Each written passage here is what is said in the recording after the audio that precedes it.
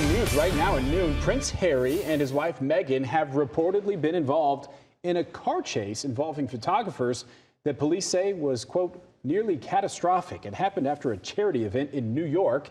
According to the Associated Press, Prince Harry, Meghan, and Meghan's mom were followed for more than 2 hours by a half dozen vehicles with blacked out windows. The couple's office says the chase resulted in multiple near collisions with other drivers. And you'll likely remember Harry's own mother, Princess Diana, of course, died in that infamous car crash in 1997 while being pursued by paparazzi in Paris. Wow, more to come there, I'm sure.